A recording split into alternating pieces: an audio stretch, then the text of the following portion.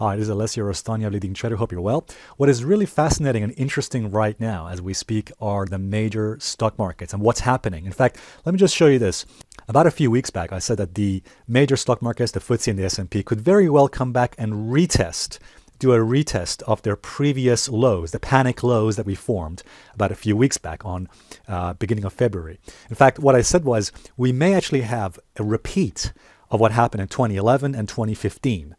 Take a look what happened in 2015, as you can see there. We had that panic sell-off, as you can see right there. Major markets fell, and then a bounce, and then we came back and almost just came back to those panic lows. Certainly that was a retest of the panic lows before we rallied higher again.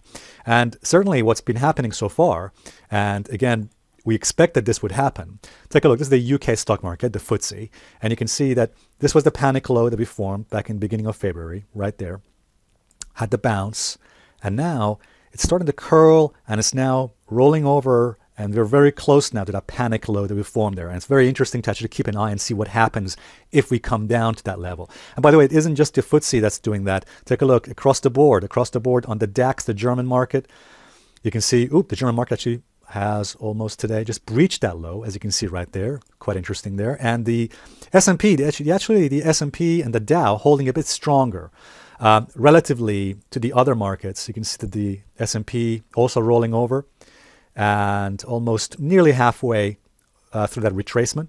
And actually, take a look at this. This is quite fascinating. And I noticed it today, which is that, wow, look at that. This is the power projection, our time power projection indicator, which, by the way, looks for time resistance. So you have price resistance, but you also have something called time resistance. And what this indicator, which we created, does is it looks for a cluster of time cycles coming together into a very narrow range. And when that happens, if price is rallying into it, that acts like a wall of resistance. And you'll notice it came just within a week of the major market top that's formed, the intermediate top on the S&P right there, which is very, very interesting and fascinating. What's also very interesting right now is what's going on the VIX. That's the volatility. You'll see that the volatility index spiked as the panic low formed. So volatility increased at the beginning of February. And now you can see it is beginning now to inch up higher as well. The question is, will it go back to that previous high? I doubt it. I very, very much doubt it's going to happen. We might have actually a brief spike in volatility, but I don't think it's going to last for too long. In fact, as I said before in my previous videos, I believe that the current downturn, the current retest, so this downward move on the stock markets could provide us with yet another buying opportunity. All right, guys, if this video has been of help, and if you liked it, please give it a thumbs up.